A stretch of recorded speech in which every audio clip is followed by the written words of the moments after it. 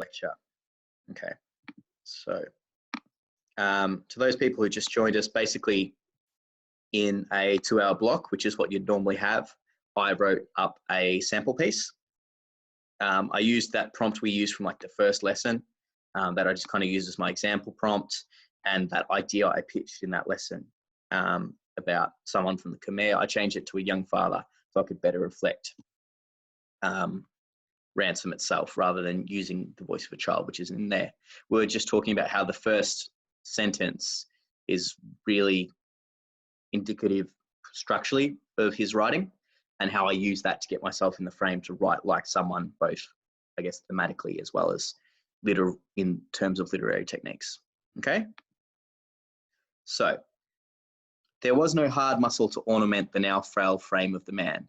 The only steel to be found was in his eyes. It was an unnatural state for the man, a borrowed mask, adopted for a life that was not his own. And what we're seeing there's two kind of things going on, two kind of connections back to Ransom. You can talk about, like, that line is, to me, very similar to when they first introduced Priam, in that section when he kind of wakes from bed and he's looking at kind of the world falling to pieces around him. It was an unnatural state for the man, a borrowed mask. That bit, to me, that's a lot about Somax and Idaeus, and I guess this kind of idea that Somax takes on the mask of Idaeus, even though that's not him. He's the simple cart driver. And you can talk about my protagonist here taking on this mask of someone who's frail, who's hard muscle bound. And as you'll see, that's not really what he was in a past kind of time. The steel was cold and it was hard. It was a strength that whips, malnutrition, and even guns could not remove and replace with a softer or more malleable state. It was a strength that even death could wipe from him. Not even death could wipe from him, as even as his lifeblood would drain away, the cold metallic essence of the man's presence would remain to goad and defy those who had taken so much, those who would return him to the dirt where he would melt and seep into the soil to feed the future's diggers, planters, the ones who would bury him and continue his grim task once he had passed beyond being corporal, once he, just as those he had lost, became nothing more than a ghost of the past to those who remain. Okay? And that's, you can see there's a real strong connection to that idea, or rather from there. Yeah, that idea that, you know, death and the circle of life exists very strongly within that text. And so that's something that I wanted to kind of mirror.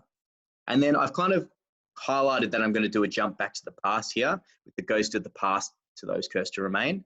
And also that's why I've indented it and put it in italics. I think, yeah, italics as well as the indent to just show there's a jump to the past. Malouf, when he jumps to the past, doesn't do that. I just wanted to make it explicitly clear to my reader that that's what was going. All right. He ran, his feet making impacts in the loose grains of soil, particles separating, bending to the will of his feet. The dirt a solution disturbed by an outside influence. The bundle, so small, so seemingly insignificant, held all the man's hopes, and he carried as if it was solid gold rather than the combination of ligaments, sinew, and flesh that it was. The package which held his worth when miraculously formed in such combination. He wasn't known for his running, for his courage, but rather the delicate control with which his hand threads silk. Feet which now propelled him forward normally pedalled at the wheel of a loom. Whilst this was typically work reserved for women, the man liked to apply himself to all aspects of his craft, tending the trees, to the living cigars which could be plied to produce those fine strands which would serve to keep food on the table, keep fresh thatch to shelter them. There was no sheltering from the barrage that rained down with the wrath of some unnamed and violent god, blasting and forming gushes of smoke which billowed from the craters it crafted in their homes, in the yards and in the lives of those who had once lived here. So basically what's going on, if you don't know kind of much about the context of this piece, is a group of people called the Khmer Rouge go over Cambodia and basically destroyed all education, destroyed all culture, took over the villages and basically forced people to work in rice paddies. Okay, this to me is basically Troy. All right, his world is Troy to Priam, to, you know, his little life to Somax. And what I'm trying to do here is show how war can rip that apart, even for the simple farmer. And, you know, this is a piece, Malouf's piece, is about identity and all those things. And it's talking here about he's not known for his courage, he's not known for his running. But that's the situation we're living. And, you know, it's kind of providing a stark juxtaposition between his life that he would normally live as the silk farmer, if you didn't pick up, that's what he was, compared to the the person in a war zone, I guess. And then we jump back, and that's shown by the lack of intonation. You also notice that the language does change a bit, and the intensity of the language definitely changes between the past and the present in this piece. All right, so dirt covered the face of the man, a harsh grit coating and embracing the contours of his face. His eyes were as dry as the compact earth which he cut, each strike a mind-forged blow against the implacable enemies who smoked as they strutted down the rows, serving punishments to silence the wordless accusations of those who remained. All right, so this line here, I've drawn directly from Ransom, the implacable enemies part. So he calls Hector implacable enemy, and I really like that. And so I wanted to, use that to show that there's kind of tension there, or there's adversity between people in this piece, just as there is in the original text. Implacable enemies who smoked as they strutted down the road, serving punishments to silence the wordless accusations of those who remain. And you'll see, again, there's that real lyrical flow, the use of similar sounds and word starts to, I guess, create that fluency that we see in Malouf's piece. Think of that when he's talking about the sea sluicing through the stones. It's very similar to that. At night he lay, but no tears would shine in a gaze that once shone with pride and joy at what was his, what he created. And again, we see that idea of creation, of nurturing, of farming, of growth. Those vultures which clawed at the carcass of his home only knew how to destroy and violate, bringing death where once there was life, devastation where once there was creation. Okay, so we see the metaphor of the vulture. Typically Malouf does that a lot. And also, this is really, really similar to that section where Priam's first introduced and he looks out the window and we see Troy's calm, but then slowly it kind of devolves into this broken society torn by war. And a lot of the language here I pulled from that section.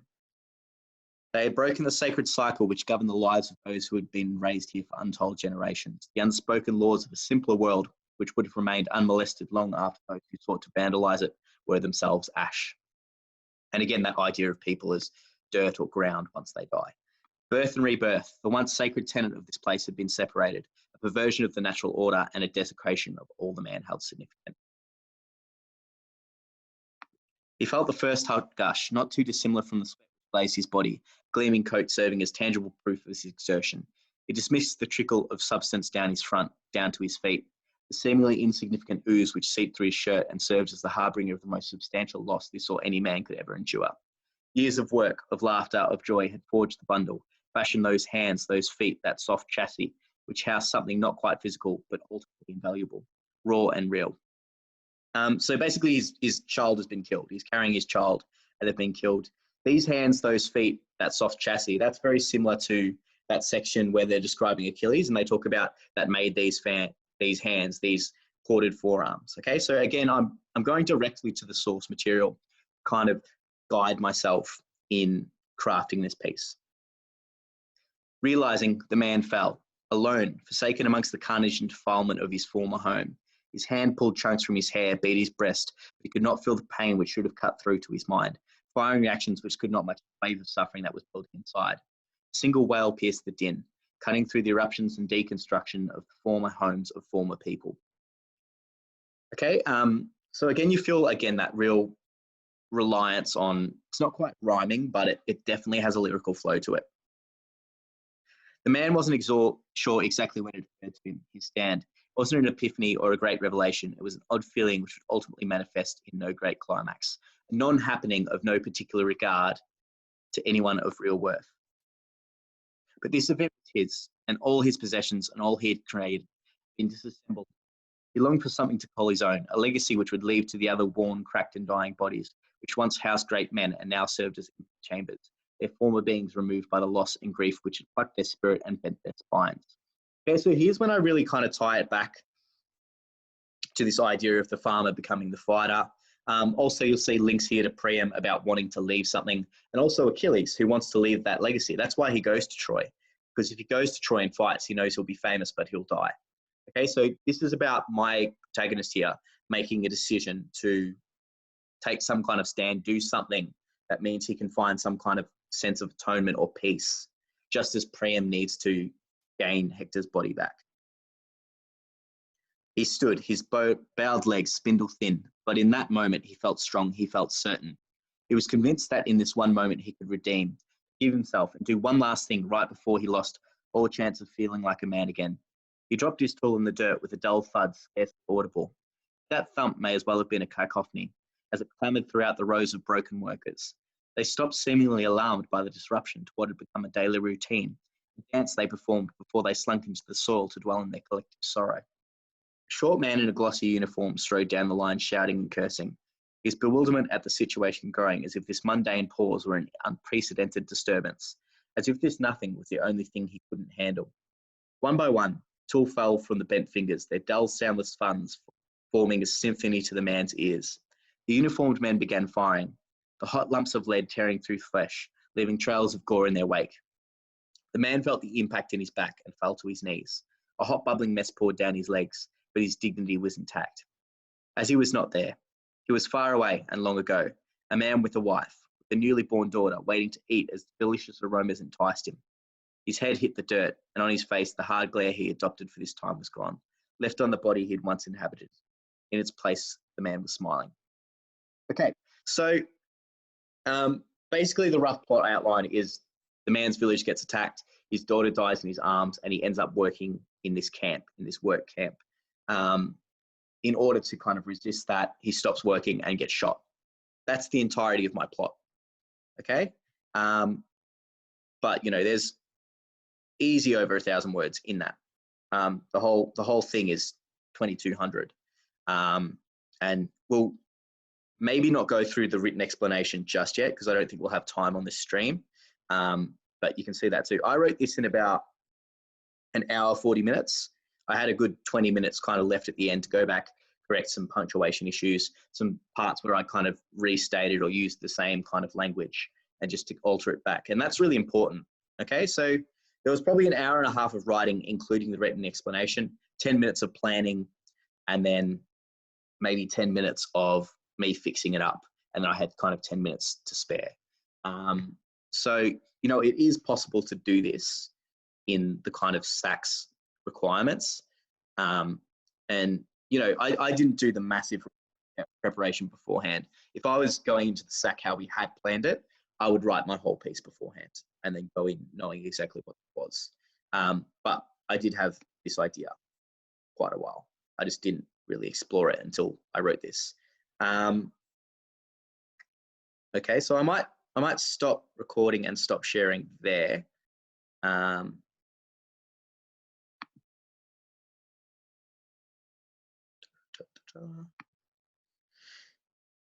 Does anyone have any questions?